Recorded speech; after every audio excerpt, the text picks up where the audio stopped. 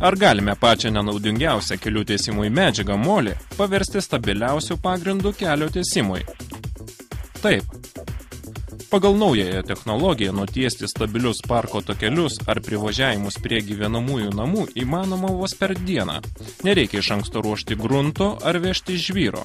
Išvengsite aibės darbų bei sutaupysite iki 70% darbo atlikimo laiko. O kelio tiesimo darbai atsieis perpus pigiau nei tiesiant tradiciniu būdu. Sąlyga viena. Žemė turi būti molinga.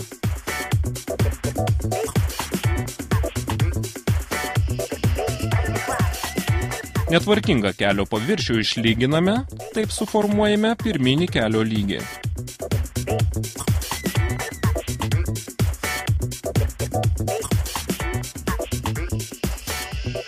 Kelią pabarstome cementu.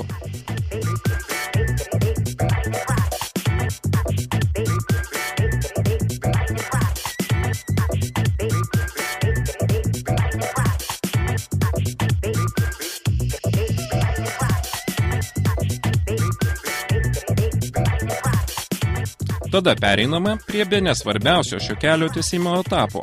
Iš anksto paruošę specialaus UPD preparato ir vandens skiedinį, jį stabilizavimo mašina dozuojame ant grunto. Specialia grunto stabilizavimo mašina UPD preparatas sumaišomas su gilesniu apie 30 cm grunto sluoksniu. Šis preparatas privers molį atpalaiduoti silpnai ionizuotas vandens molekulės ir pakeis vandenį sulfato jonais. Susidarys metalo druskų hidratai, kurie padidins molio tvirtumą. Šios darbus patartina atlikti esant aukštesniai nei 5 laipsnių temperatūrai, nelyjant.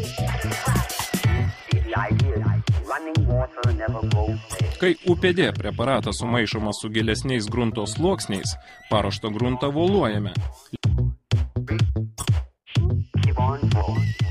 Lyginame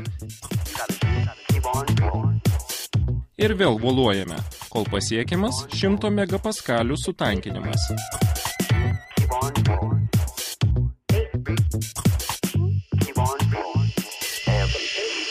Stabilizavę gruntą jį dengiame akmens skaldele, bituminę emulsiją su skaldele ar asfaltu.